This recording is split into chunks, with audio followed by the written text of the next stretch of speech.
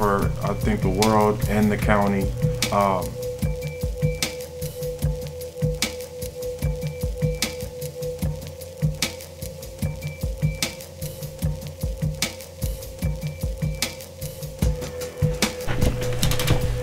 Recording. Good afternoon. You're here today because you were a supervisor, supervising individuals during COVID, and I'm here today because I want to demystify what's going on with COVID, or at least find out why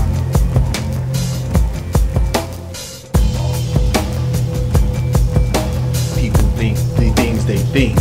And you're assisting me with that because during the height of the pandemic, you were working in the state of Minnesota as coordinating getting homeless people into shelters, and that's why you're here. So the purpose is for us to demystify COVID, or bring out some of those myths that were there, but also see what the state and county was doing to prevent COVID from spreading. So I know you can't tell us your name, but could you tell us what you were doing during COVID, during that time? So COVID was a scary time for, I think, the world and the county. What we did, one thing that we had to press upon our staff and two clients was that with short notice and the severity of the pandemic, we were pretty much building the plane while we were flying it, meaning we didn't know too much what to do. We didn't have a lot of resources. COVID was something that no one really knew about, how it spread, but we had procedures and protocols that we had in place that I think were efficient for the time being. So did they recommend, or did they make you guys get vaccinated? It was based on your preference. So if you wanted to get vaccinated, that was like, you know, yay, I can't talk, the mess is on my mouth. But if you wanted to get vaccinated, that was greatly appreciated. If you didn't get vaccinated, you would have to do weekly COVID tests. Did you have to pay for it if you did weekly? No, it was provided by the county. So we would have clinics Tuesdays and Thursdays that would provide the vaccination for individuals. And if you tested positive? If you tested positive, then you would have to do the typical protocols where you have to isolate for 14 days. That was at the beginning. As time went on, you know, that quarantine time period trickled down to like 5 days. But you would have to isolate, couldn't come to work. But you get we had paid time off. Well, it wasn't paid time off, it was paid sick time. So you didn't have to use your own sick time. It was like another category for our employees where they could use this sick time because they tested positive for COVID. Did you see a lot of staff members getting COVID, or? It fluctuated at sites. So some sites no one was catching COVID, and other sites people were catching COVID. I'll say it was 50-50. So my question to you, since we're here today to demystify COVID, do you believe COVID was a hoax, or do you believe COVID is real? I think it's real. I couldn't tell you where it came from, how it started, but from my experience and what I seen with my eyes, I did see individuals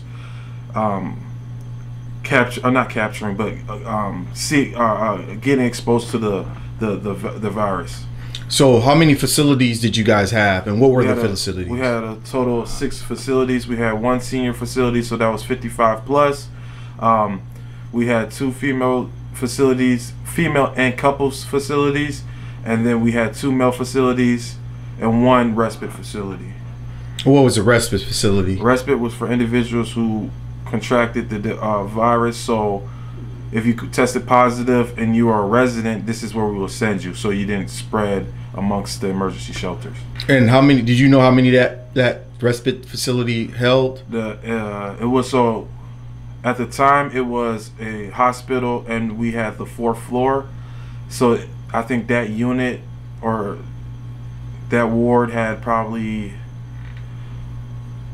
anywhere to like 40 to 60 rooms, so we could host up to 40 to 60 individuals. But I want to say December 2021 we had a flux in numbers, so we were close or on the verge of having to double up individuals within rooms. Okay. So I come to you, this is hypothetical, I come to you, I'm homeless, for whatever reason. What would that intake look like for me? If you're homeless, well, it depends. So let's just say right now you would go to like a drop-in center, and if you were homeless, the drop-in center would try to get you into the emergency shelters if there was space open. And when you came to the emergency shelter, we would do an intake, and part of the intake was asking about COVID and if you were experiencing symptoms, or have you tested positive within a time frame. If there was no, we will put you in either depending on your demographic, we will put you male, female, senior. But if you tested positive, then we will transport you to our respite site until you tested negative or until the quarantine period was over. Now, when the people are at your place where you were operating at, now what are you guys doing for them? Are they receiving meals? Are they receiving cleaning supplies? I mean, are you just basically taking care of them?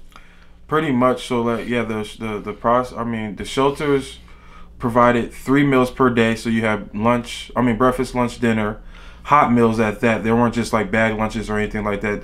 We were getting catered meals from small businesses within the county, so we can, try to keep people afloat during this time due to people losing their jobs. And then we provided every individual their own room space, headquarters or whatever. And we also provided resources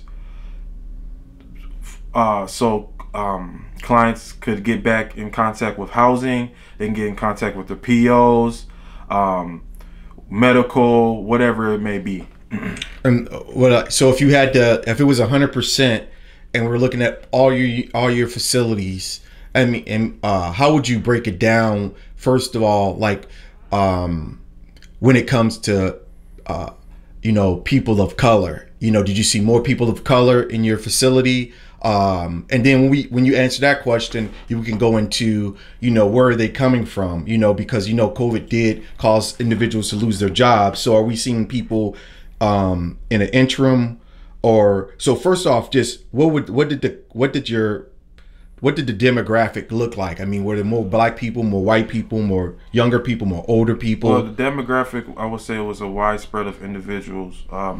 You probably, like anything, you probably would see, I would say, I would probably say that it was 50-50 across the board.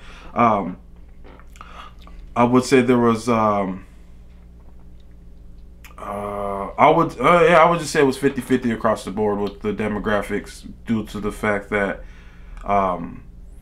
everyone was affected by it. So you would have individuals who were coming, who just lost their house recently, coming there, so families, or just single adults. Then you obviously had the people who've been affected by homelessness. So that demographic came in there. So it was just a variety of individuals that came in. And what was the longest? I mean, how long could I stay in your facility? There was no time frame or no exit date. As long as you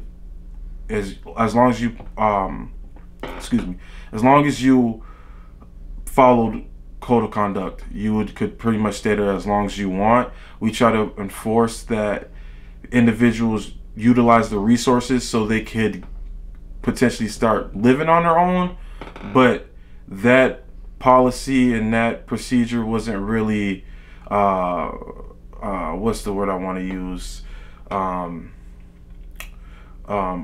I guess pressed upon people to do, so like that's what we wanted you to do, but we weren't going to kick you out if you weren't using the resources. Okay, so it was so were you guys providing vaccinations there? Yeah, every site we had either the clinic will come and provide vaccinations, And if you were at the respite site, we had, I want to say, we started off with 4 nurses on site every day.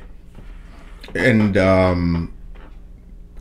so the 4 nurses on site every single day, or, you know, available for you. Did you have, being that you had so many people in that facility,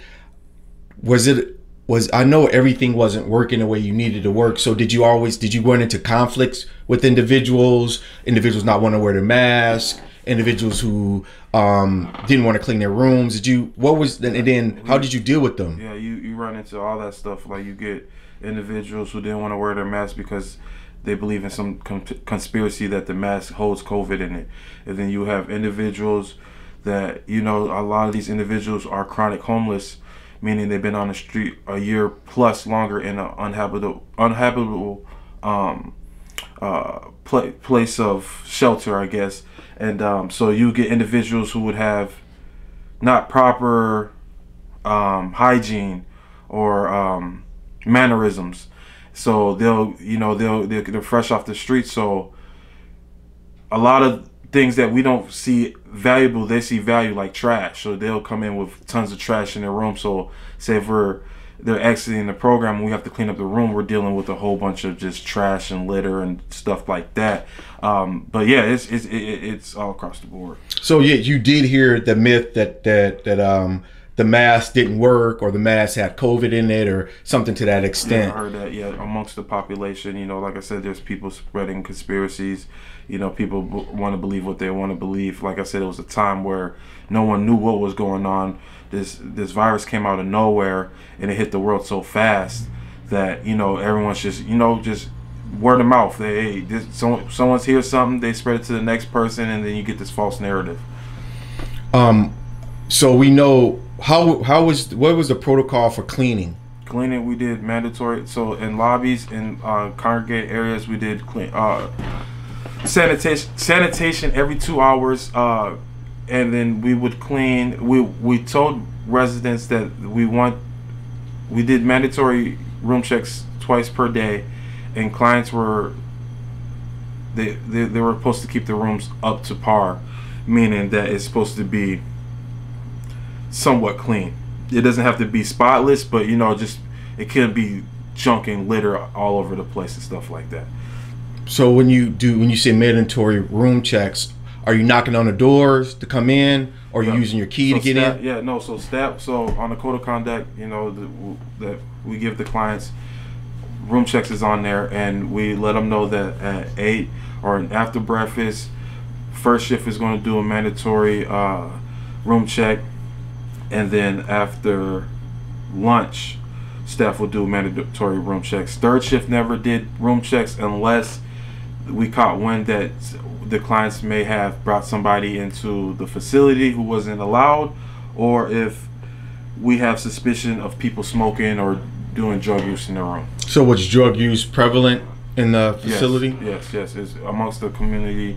We've seen a lot of individuals using K2, meth, crack, all that stuff, all the stuff that's on the streets. A lot of that pressed pills, the little blue pills, we've seen a lot of those. So we always kept what's those things, Narcan on site, and all staff was trained on Narcan just in case we ran into an overdose. Okay. And if you saw someone using, what would be the protocol for that? Well, we would monitor them and obviously make sure they're well, but there wasn't anything in place to prevent people from using. So you could go outside and go down the street and go take your, shoot up or do what you may do, whatever your vice is, and come back in here and go straight to your room. And staff wouldn't bother you if you were, incognito. But like if staff was aware, we would just do more frequent checkups on you, just to make sure that you're, you still have a pulse, you're still aware, you're not, ODing. When you guys were passing out lunch and passing out dinner and passing out breakfast, how was that done? Were you guys going to people's rooms and giving it to them? Did they come down and get it? We had a cafeteria area where residents could line up and get whatever meal was provided that day. But if you were feeling sick, or say if you're an individual who has odd hours for working, we would have a list of individuals we would put meals to aside for. Okay. Now, what PPE was provided for you guys, so you guys would feel safe working in that environment? All of it, but none of it was, besides the respite site, depending on what you were doing, none of it was mandatory to wear, besides the mask and gloves.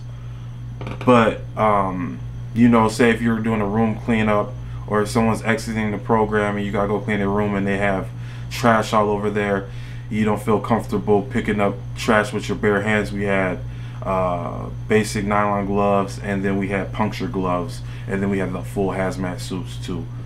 Did you use that? I've used this multiple times, but it was just occasionally. It wasn't like an everyday use for me. Okay.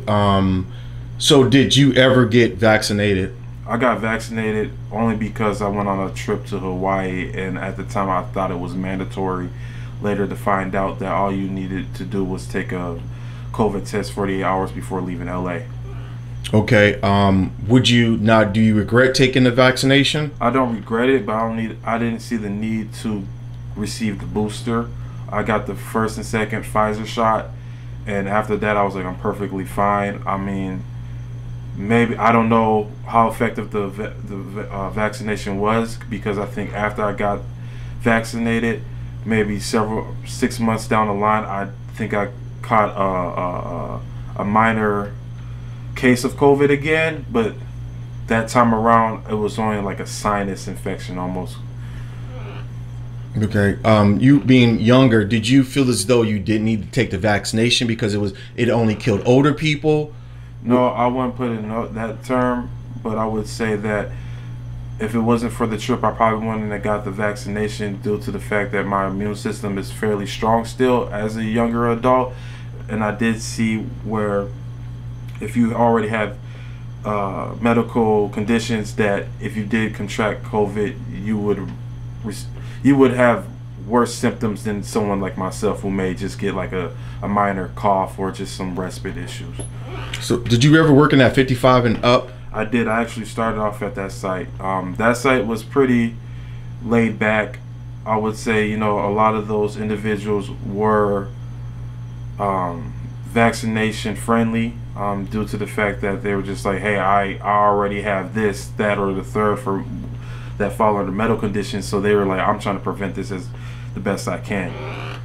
Did you hear any myths or mythologies from them? You know, just in a conversation, although they were getting it, were they still kind of skeptical about getting it? I think more of them were just more appreciative that they didn't have to worry about sleeping outside for that night, where they know they could leave their belongings and be safe throughout the night without worrying about if they're going to get attacked or injured or whatever it may be, because they were sleeping on the streets. So a lot of them were more, they strayed away from the conspiracies. Like I said, they were more kind of like fall in line. Hey, if I need this vaccination to stay around a little bit longer, then I'm gonna take this vaccination. Now, being that COVID is so new at the time, nobody really knew about it. What did they do to train you guys in preparation to dealing with these individuals? Well, pretty much like they said, they gave us the basic necessities that we needed to proceed with dealing with it.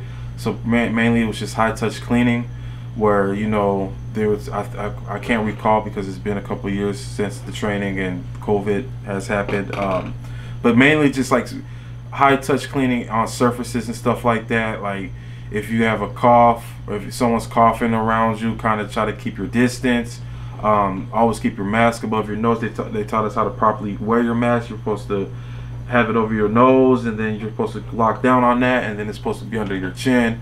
Then you're supposed to wear it tight, so none of that airflow gets out. There were several things they taught us on, but like I said, how effective it was, it's case by case, you know. Did any government agency come in and talk to you? Yeah, we had in my orientation, I had the CDC come and have a brief dialogue with us. Like I said, they gave us a little YouTube video explaining COVID, and then they explained the process of the vaccination, which kind of raised my eyebrows to the fact that we got a vaccination so soon, knowing that this individual just told me it takes up to 5 years for a effective vaccination to come out, and they were pushing out a vaccine within 3 to 6 months. So that made you skeptical with taking it? Most definitely. Did you ever think about not working there because of COVID? Yes, only because I have family members that have medical conditions. So like every day I'm risking myself. I'm risking bringing that and contracting, or one of my family members contracting that, and I just don't want. I wouldn't want to have that. I guess stigma, or not. That's not the right word, but I wouldn't want to be the person that brings COVID to them. But the reason why I didn't quit and I made it through the program was because I just had a good practice of how I dealt with individuals, where I kept my distance. I frequently hand washing, sanitation, and then when I got home I changed my clothes before I entered the house. When you said that you experienced COVID, you don't take that experience from COVID from getting it from your work? You think you contracted it from someone else? You do not know how you contracted COVID when you said you felt like you had symptoms of it? Well, the first time I think I received COVID or contracted it was in December 2019, and I had bad respiratory issues where at night I was wheezing. I never had like the flu-like symptoms. It was just all respiratory, so I was like wheezing, coughing continuously, sneezing, and then I went to the clinic. I got some antibiotics, and they gave me an inhaler, and then I want to say within like a couple weeks I was good again. And then the second time I contracted it, it could have been COVID, or it was just because I was going into a new germ pool, meaning I was switching sites, and that those germs and all that environment, my immune system probably wasn't adapt to it yet. So just maybe whatever it may have been, I may have contracted. But I did take a COVID test and it came back positive, so there is a likelihood that I did catch it again. But like I said, I had the Pfizer shot already in my system, so my symptoms weren't as bad as it was the first time around. What, being that you were staff, did staff have their own version of conversation about COVID? Like, were you guys more so there? I mean, the conversations you had about COVID, was it people still talking about it being a hoax or not believing in it, or were you guys more so serious about it? I mean, how did it go for staff? It depends on the demographic.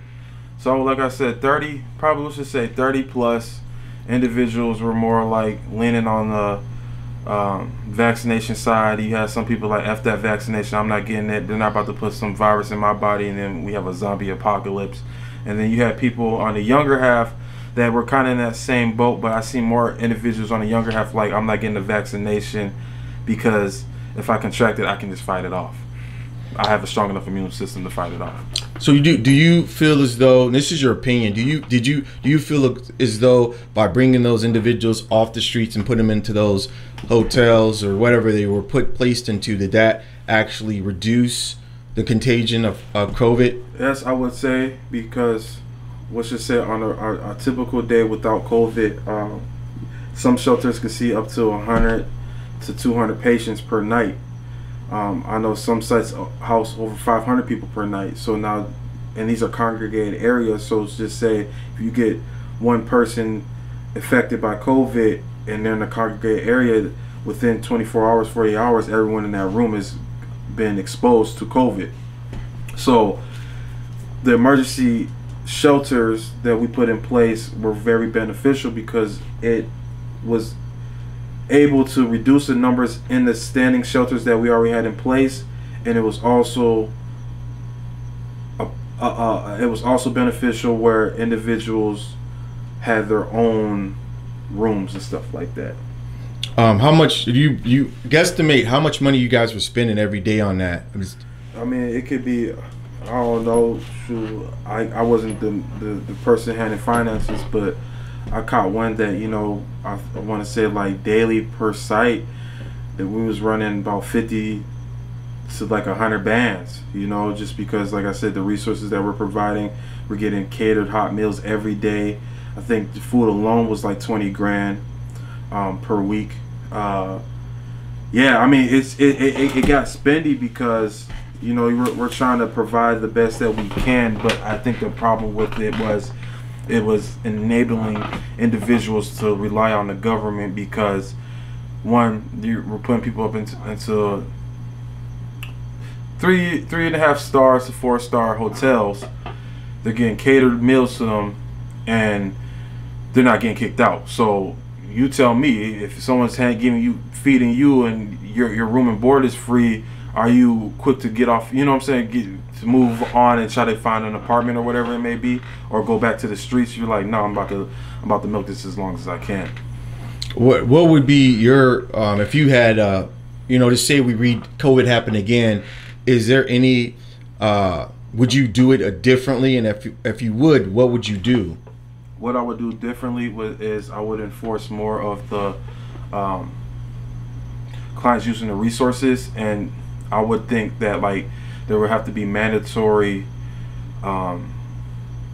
meetings depending on the client, because like I said, it's case by case. Not every client has a PO officer, not every client has a medical concern, but I think that's one thing. I think it should be a stepping stone to becoming independent again and taking people off the streets, because I saw the issue where we will give people who are chronically homeless housing vouchers, but then they have no financial literacy, or they don't know how to obtain a job, or they don't know what a savings, or they don't know how to save money, or whatever the case may be, and they're back on the streets because, like I said, within 30 they didn't pay that first month's rent, and then the second month's rent, so you know they're just back on the street. So what I would enforce is probably maybe a step-up program where if we're trying to find housing for individuals, we put them in like a group home setting or whatever, and then they graduate to maybe like a more independent, where a caseworker checks up on them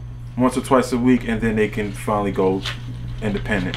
So you're saying that did not happen? You're saying like, so as if I was in your program, because I didn't have a chance, or there were resources there, but if I didn't take advantage of the resources, I didn't find a house or find a place to stay, I would then be turned back onto the streets. When that's what to be the outcome. When, well, like I said, you know, you have people who wanted to get that housing, but housing is a responsibility. So like I said, if you've been chronically homeless for 7 years, what responsibilities have you really had besides surviving? And then now I put you in this hotel room where it's kind of luxurious from the scenario you just at, and then I give you a voucher to go get housed, but then you're like, hold on, you think this is just handed to you, and then you don't know what the responsibility of paying rent is or paying your bills are, so now you're back behind, so you're back on the street. So there were several individuals, I won't say everybody, but I did see a few cases where the individual get housed, and then within 60 days they're back in intake trying to get back into our shelter. Oh, that's wow. Do you think that there was the problem with it, or just COVID, the information with COVID, it was a problem with the dissemination of information? Maybe if there was more individuals talking to that population, they would have took it a little bit more seriously, because it doesn't seem like they were ever educated about what was going on, or even like I said, now I'm not even talking about the Step Up program. I'm just talking about the seriousness of COVID.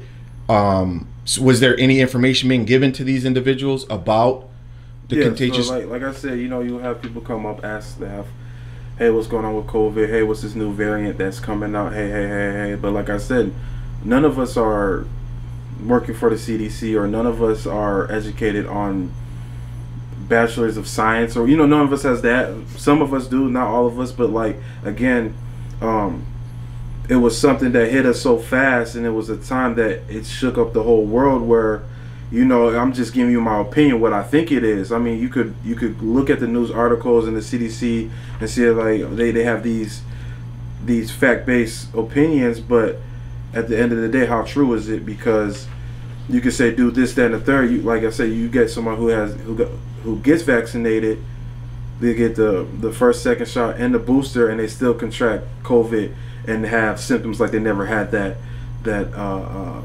vaccine in their body. Then you could, on the other hand, you will get somebody who's never been vaccinated catch COVID and be unsymptomatic. So when you first took the job, were you kind of apprehensive of taking it because you were going to be dealing with that community? Were you scared? Is basically what I'm asking. I wouldn't say scared. I was more of like, what am I signing up for? Due to the fact that, you know, you have your stereotypes of what homelessness is. But like I said, but as I moved along, or as I got my feet wet, I seen that these are just day-to-day people that are just down on their luck. You know what I'm saying? They're humans just like me or you. They just don't have the resources. So like you have individuals that they lost their whole family, they're by themselves. You got widows, women who've had a husband who took care of everything, paid all the bills, this, that, and the third, and now their husband has passed. They don't have any kids, or their kids live 15,000 or 1,500 miles away, and they're just out here on their own. And then you had individuals that had TBI, traumatic brain injury, or schizophrenia, or just medical conditions where they're not mobile. So yeah, you've seen a variety pack of individuals affected by it, and it. I mean, yeah. Did you make any friends from your clients? Did you have any individuals that you felt a certain type of way about as you worked there? I had a couple individuals where, you know, you get people who are kind of suicidal, down on their luck, you know, ready to quit and stuff like that. And I always just been the type of treat everybody how I want to be treated individual. So like I said, you might get somebody who walks in, smells like manure, but I'm not sitting there gunning them like, hey bro, you smell like shit, go take a bath. Or, you know, I'm not treating them like shit or whatever it may be. I just treat them like a human and try to motivate them to get back on their feet, or hey, go meet up with that PO officer, or hey, get that warrant off so you can move forward and get that job, whatever it may be. So I had a couple individuals come up to me once they got through them hard times, say like, hey, I appreciate you for pushing me to do better in my life, you know, and they want to be so-called friends, but policy is I can't be friends with a client. So, you know, there's like a worker-client relationship you can have, and you will have individuals asking for your Facebook, just be like, hey, I gotta go check in with higher up to make sure that's okay. But or like even gift giving, we weren't allowed to receive gifts if they couldn't spread that gift amongst the staff. Okay. Meaning I couldn't take something personally because just the power dynamic, as you know, to me, buying a soda every day, that's nothing, but for somebody who's homeless, they probably use their last $2 to get you the soda, so it might be a different value to them than to us. Okay.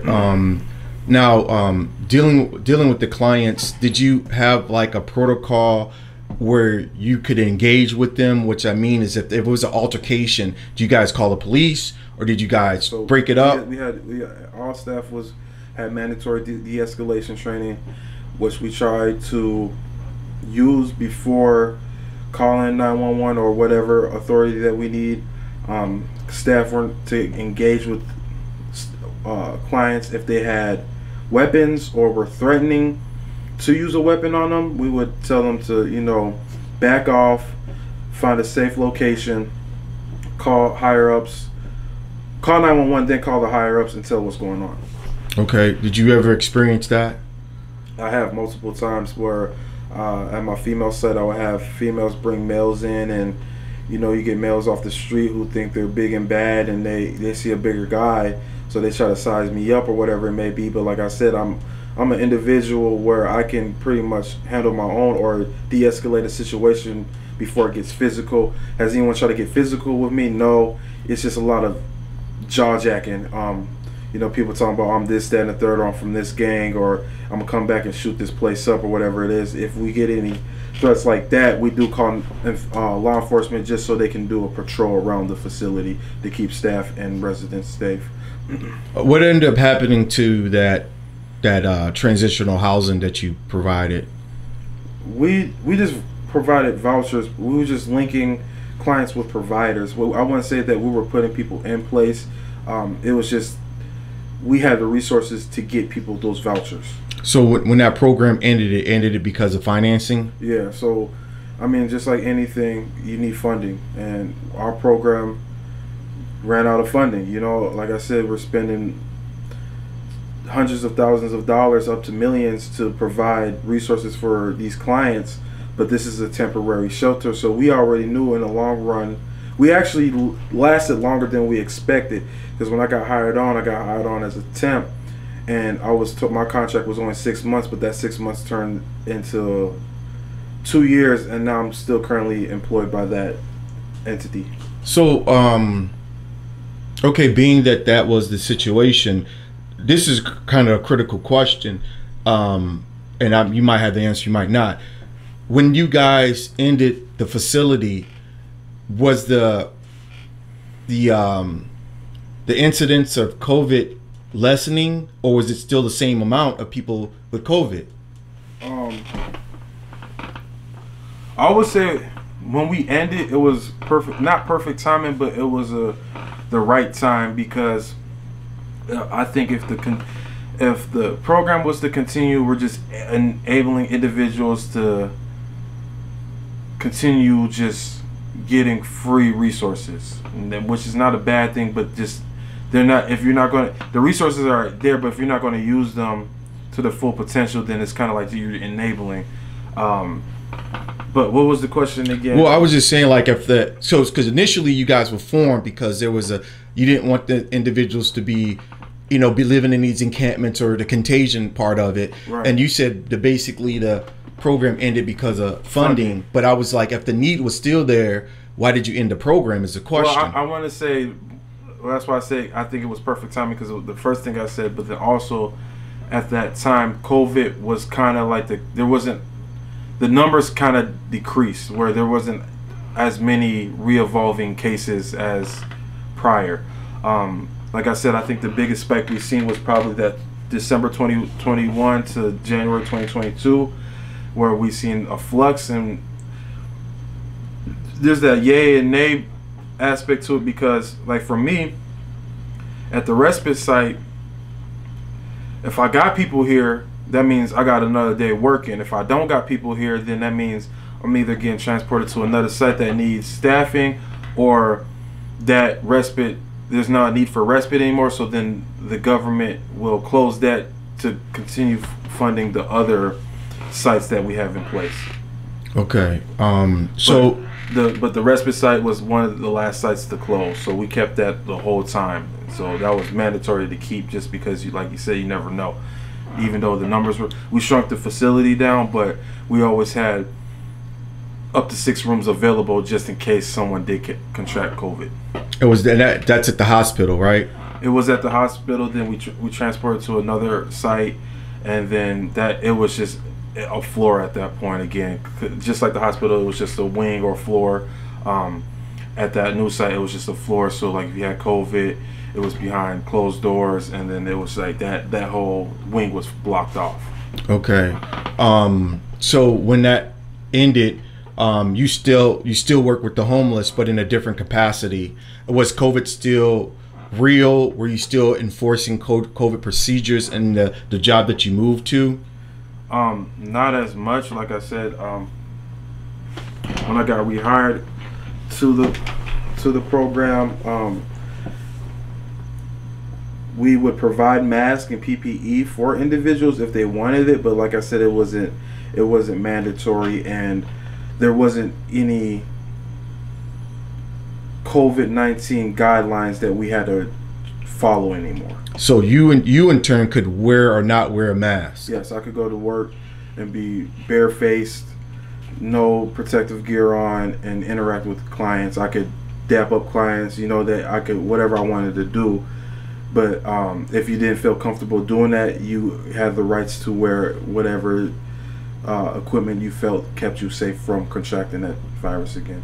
So being that is, were there still individuals wearing their mask? Yes, I mean the numbers wasn't as high, but I would say a good 30% of the population was still wearing masks for a good period of time after COVID-19. And in the company you work for was still providing vaccinations for you? Yeah, so like I said, it's just like I think COVID's going to be somewhat like the new flu, where you're going to see different variants. So we do still provide free shots at the clinic, but like I said, it's not mandatory to have it. Okay. Okay. And then what if you had to transport someone who had COVID? Was there a procedure for that? Yeah, so if during intake, if you weren't symptomatic, you would just ride in a regular county vehicle. If you were symptomatic, we had a van that had pretty much like a quarantine tank in there, where it circulated the airflow and it protected staff who were transporting that individual who had symptomatics of COVID. Okay, and symptoms, I should say, not symptomatic, symptoms. Okay, and then during that time, were there a additional spike in COVID in staff community? Did you see any? Did it feel like COVID was over with, or did you? There was a point in time, like I said, it was waves of it. Like I think beginning of COVID, we seen a flux in numbers. Then between fall 2020 and December or spring 2021, the numbers kind of dropped down a little bit, and then I want to say that 2021 summer to 2022 spring, those numbers fluctuated again. But I want to say after the 2022 fall, the numbers kind of decreased again, and you weren't seeing as many cases anymore.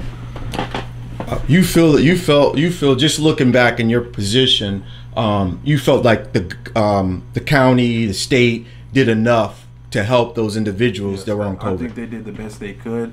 Like I said, it came down to funding. I think they spent their funding wisely. I don't think they did anything to not help the population, but like I said, obviously, like anything, when you're building a plane while you're flying it, if this was to come back around, there's things that this time we have a blueprint. I would say if we were to say there's a new strain of COVID and it's wiping people out, at least we have a blueprint from COVID-19. As to like when COVID-19 came around, we didn't have a blueprint for anything.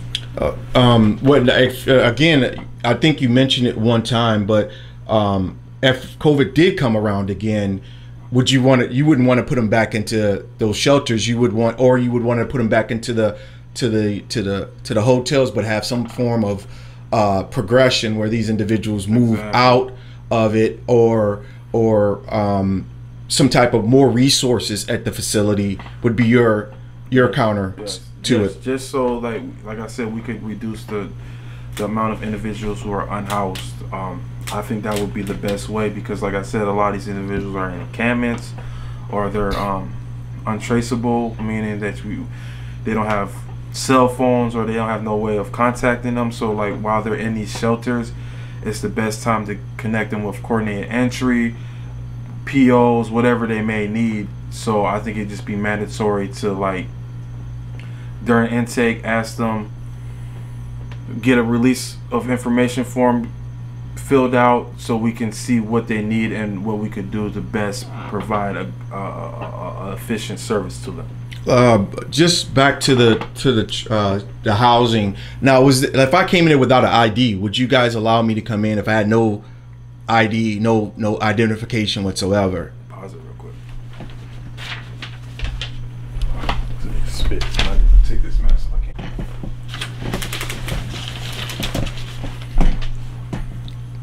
All right. We're just talking about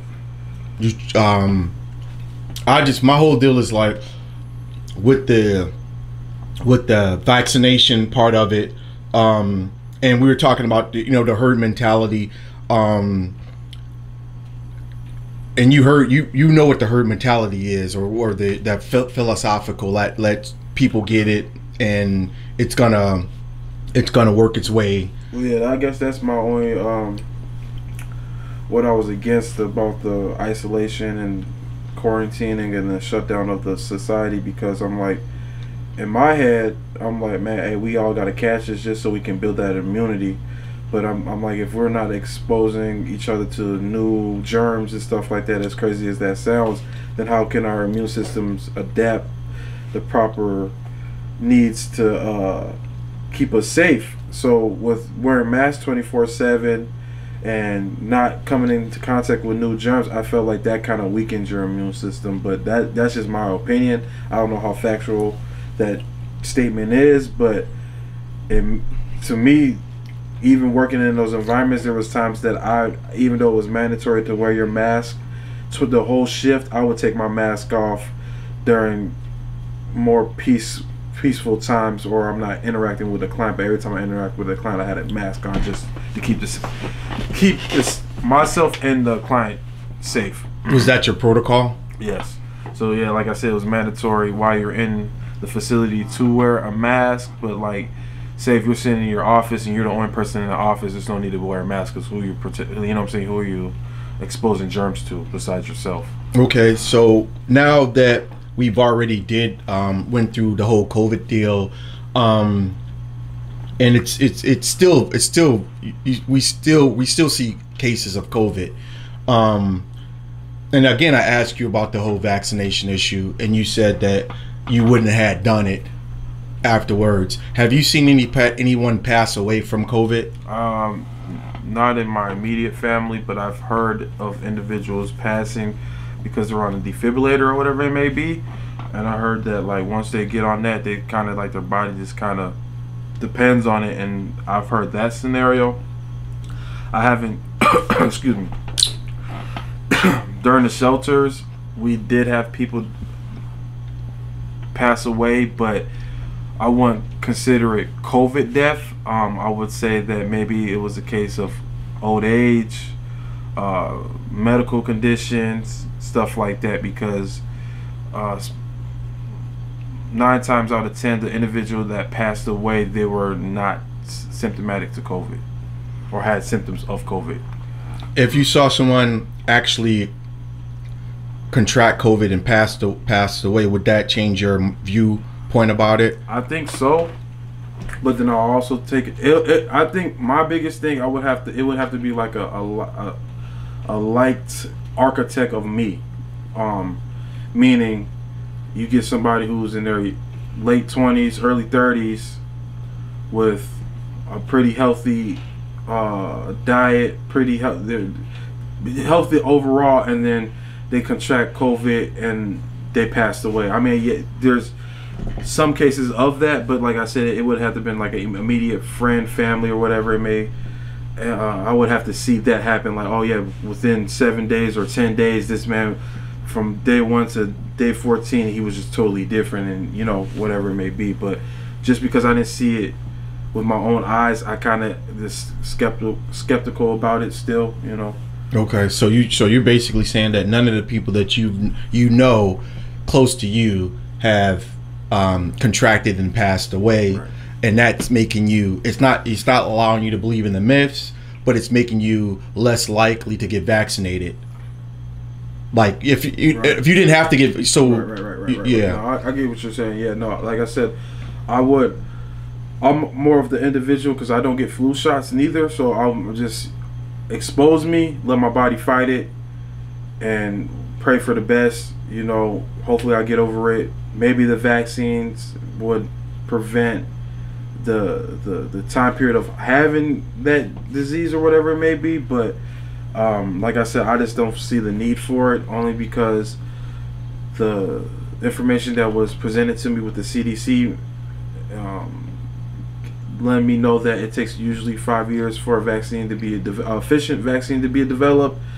So like, I just felt like with the time frame and the vaccines that they presented us early 2020 and 2021 were just kind of like not test experiments, but they were just, you know, whatever they could come up with, you know. So I was just like, I would get a vaccine if they could show me the results and statistics of what this vaccination does for me. So 2025 they come out with a vaccination, or you would be more apt to Yes, because I feel like they would have the proper amount of stats, statistics. Like, hey, like that's. I think that was the whole issue with vaccination during COVID, was because you had representatives of these vaccination companies saying one thing, and then you see the opposite happening.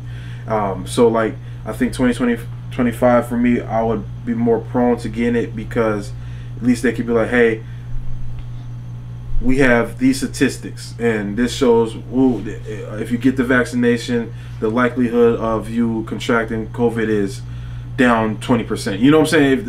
I just need the numbers. Okay. That's good to know. So your the job that you were using, the transportation, with that job didn't expose you to COVID as much, but the protocol was set in place. You were still dealing with the homeless. They were still able to get vaccinated if they needed to get a vaccination. Correct. Are you, and you're right now, currently today, are you still using those, not the protocols, but still seeing individuals with issues with COVID, or are you guys done with that? I would put it like this. I think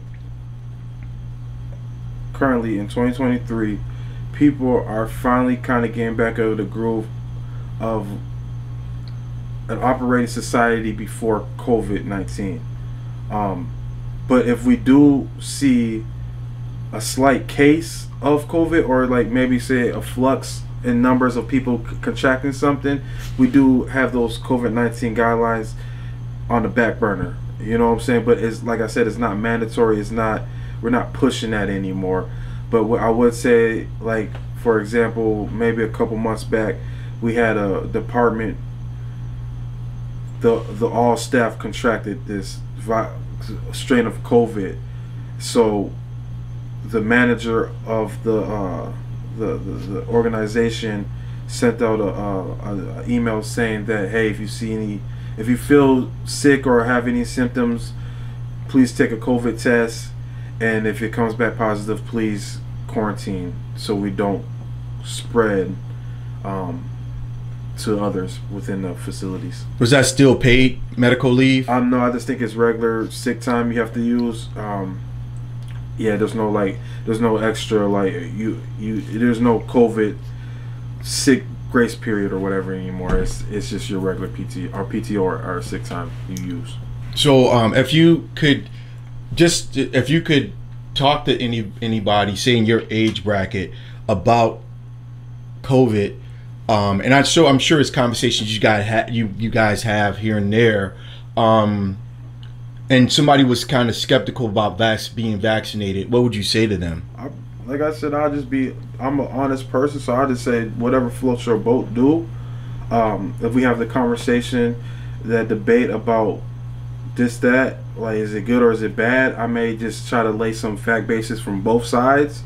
I like to play the middle ground mainly, but like, if someone wanted my opinion about getting vaccinated, like I said, unless they give me the statistics and show me that, hey, this in this lab or whatever we did, or this pool of experiments we did, we seen that these are the numbers that this vaccination is effective by, you know. But I wouldn't stray anybody away, and I wouldn't lead anyone to it. So okay, that's fair enough. It's like, just being in the position that you're in. It's just a lot of people come to you for information because you are in a position of authority. And if you're like a middle ground individual, that's fair enough for it. I just was attempting to demystify why individuals, especially people of color, don't want to take the vaccination. And I think you get an excellent job with just giving us at least a starting point.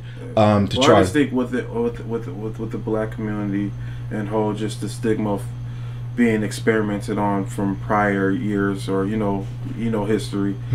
So I just think that's just kind of implanted in everybody's brain, and then you get a virus that comes out of the middle of nowhere, and then you get people spreading conspiracies, and then you see that, like, hey, within the black community, a lot of individuals are catching it more, you know, are more prone to catching it. So you're like, I feel like, yeah, I won't get a vaccine either, because it's like, hey, why are you, if I'm in that position, I'm like, why would I get something that when I see my grandma just got the vaccination, she was fine before, but now she's over here having symptoms.